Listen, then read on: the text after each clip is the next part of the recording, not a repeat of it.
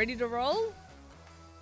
I think you've made lots of judgments about the next hat. So what I like, Joe, is that you put yellow and black together, and I'll let you work out why a little bit later on.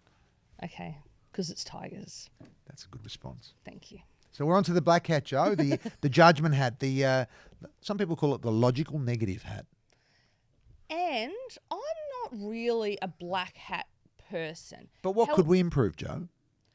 But I think that it is really important because you have to be able to say, okay, that might be a great product, yellow hat, and you might be able to do all those things. But what if the customer doesn't really want that or the consumer doesn't really want that? And what are the risks to this plan? And what could go wrong? What are our threats? What are our competitors up to? Exactly. And have we even got the money? And is actually the initiative we want to spend the money on? If have we got working capital, Joe? Yeah. Can we afford to? Oh, I'm going to start asking some Joe Hands questions. So I think we really need to work through that working capital, Joe, and make sure that we have prioritised and can afford to runway. Exactly. And I don't want to be negative. No, you don't want to be negative. But I think it's interesting with a black hat, right? I think there's some people who are naturally black hat people. I think we should slow down.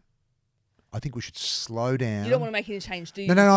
I just think we got to. Actually want to do anything, do you? With the black hat? I want to go back and get more data. I think we should be careful. So you're just risk adverse. You don't actually want to make any kind of change. No.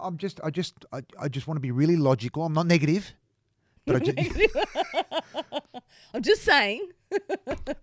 Just what else could we do? What else could we improve? I think the black hat has a role, but I think you've got to be careful with the black hat. I think the black hat's got to be balanced with all of the other hats.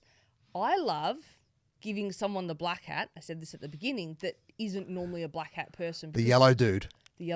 Because the questions that come out when they feel empowered to ask something that they would normally consider be, I don't want to create conflict. I don't want people to think I'm being negative. I don't.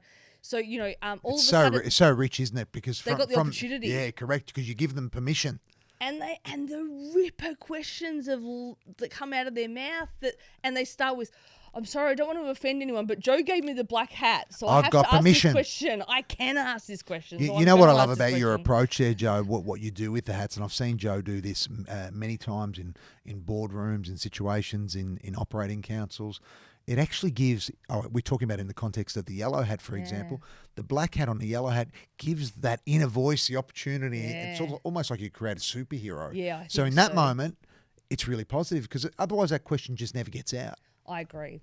So I think this one, if you look at your leadership team and you haven't got a person who is the logical black hat, how do you give people a role to be the black hat? I come to the Hands household, bring my box and I say, could I please borrow your hats, Joe and Joel? No. And I go and give them a black hat. Is that an answer? No. Okay, sorry. I don't know if these hats will get past today.